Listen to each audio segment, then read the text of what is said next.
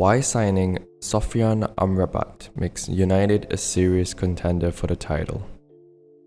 With Manchester United about to sign Hojlund and reliable sources saying Sofyan Amrabat is next, here's why I believe United are serious contenders for the title. And if United sign both Hojlund and Amrabat, let me preface this. I'm not saying United will win the league, this isn't AFTV. I'm saying United will at the very least stay in contention with City, who will inevitably be first place come March 2024, which translates to game week 27 out of 38. This means United will be within 6 points of Man City at this point, thus remaining in the title race. Amrabat has mostly been playing as a defensive midfielder like Casemiro and sometimes a central midfielder similar to Eriksen's position at Man United. He's been given the role of an anchor point in the midfield, screening the back four and keeping the defense solid. What makes Amrabat such a useful player is he can play anywhere in the midfield, be it the lone defensive midfielder, the deep-lying playmaker similar to Eriksen, or even the more attacking number 10 midfielder position like Bruno. Signing Amrabat would mean United can finally sell Fred and Mctominay and end up improving the midfield. Mount replacing Fred, Amrabat replacing Mctominay. That is a massive improvement, and this would make United one step closer to competing with Man City. Amrabat can play any role given by Erik ten Hag, and he can do it well. He does not score or assist in the recent 2022 to 2023 season. He's only assisted once in a Serie A, and that's perfectly fine because that's not what Ten Hag is signing him for. He will be a much needed defensive midfield option when Casemiro needs a rest or when he inevitably gets a red card. Ten Hag can also opt to start both Casemiro and Amrabat in the midfield, with either Mount or Bruno as the third midfielder. As seen in the 2022 and 2023 season, Ten Hag often played Bruno at right wing with Fred, Eriksen and Casemiro in the midfield against Man City and Liverpool.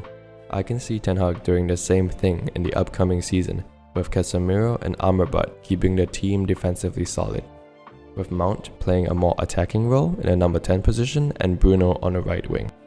Alternatively, Mount can also play on the right wing and then Bruno would then play in number 10 position. Amrabat is rarely injured. He's only been injured twice the recent season and each time only missing 4 to 5 days.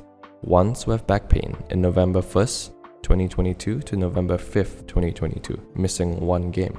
The other lumbago, which is a lower back injury, in April 16, 2023 to April 21st, 2023, Amrabat missed 2 games. This is important and United must make sure that any player they're planning to sign is injury-free. The club cannot allow for an injury-prone player to be bought again like Phil Jones, Eric Bailly or Anthony Martial. The eye test. Amrabat is a strange one as he passes the eye test. When watching Amrabat, you see his decent pace, very physical defending and high success rate of tackles, but his stats show otherwise. His stats show that defensively, his tackles, blocks, interceptions and clearances are extremely average. In fact, if you were to only see his stats and never watch him play a game, you would think he was an average to below average player. The truth is somewhere in between. So, although his stats show he's average when it comes to defensive contribution, he's very solid defensively, and the reason for this is because at Fiorentina, they play a very possession-based system. In fact, they were second highest in the Serie A for average possession throughout the season, only behind Napoli, meaning he does not have as much opportunities to make defensive actions such as Ndidi, for example, at Leicester City, as they do not play a possession-based system. Thus, more chances for Ndidi to make tackles, interceptions, blocks, clearances, and win aerial duels. Stats. These stats are all compared to other midfielders in the top 5 leagues, in the Champions League and in the Europa League. Amrabat is in the top 11% for passes attempted, 67.12 passes attempted per 90 minutes. Pass completion percentage is in the top 5% at 88.8%, meaning he's a safe player when it comes to passing. He is in the top 8% for progressive passes at 7.93%. This means he's pretty creative and would be an upgrade on Fred and Mctominay. Where Amrabat is truly elite is his medium range and long range passes. Medium passes. His passes completed is in the top 2% of midfielders at 28.65 per 90. Passes attempted is in the top 4% at 30.5. Pass completion percentage is in the top 2% at 93.9%.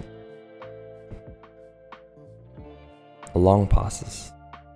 His passes completed is in the top 1% of all midfielders at 9.77 per 90. Passes attempted is in the top 5% at 11.62. Pass completion percentage is in the top 1% at 84.1%. He's also explorative with his passing and often opting for a forward pass instead of backwards to the defenders. His passes into the final third is in the top 8% at 7.2 per 90. Passes into penalty area is in the top 25% at 1.04 per 90. Crosses into penalty area is in the top 5% at 0.45 per 90. His passing as a whole is a massive upgrade from Fred and Mctominay, and would be perfect for the possession-based style that Ten Hag is trying to implement. Amrabat is a great presser, similar to Fred, with what seems to be an infinite amount of stamina. He brings physicality to the midfield, which United are lacking. He is better than Mctominay and Fred when it comes to passing and dribbling, and he's also better when it comes to ball retention. I predict that although he has not assisted much in his career or scored much, he will have a decent number of assists at United, with the stats showing he is creating for his teammates at a high rate.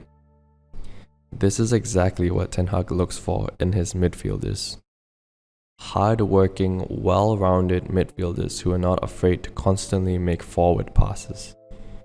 I predict Amrabat will score 2 goals and assist 5 in the upcoming season. With the signing of Mount, Onana, Hojlund, and hopefully Amrabat, Hojlund is going to have a lot of chances created for him, and this United team will be very close to the style of play that Ten Hag wants. For a manager to be able to say, this is my team and this is exactly the style of play I am trying to implement, he needs at least 8 of the players to be his signings. As a manager can only do so much with the players who weren't signed by him. With these 4 signings, I believe United do not lose the games they lost in the recent 2022 and 2023 season, and not in such manner, such as the infamous 1-2 loss to Brighton on the first week and the embarrassing 0-4 loss to Brentford in game week 2. United also will not lose by big scorelines such as the 6-3 defeat to Man City and the 0-7 defeat at Anfield, which has brought back horrible memories, so I won't go into detail.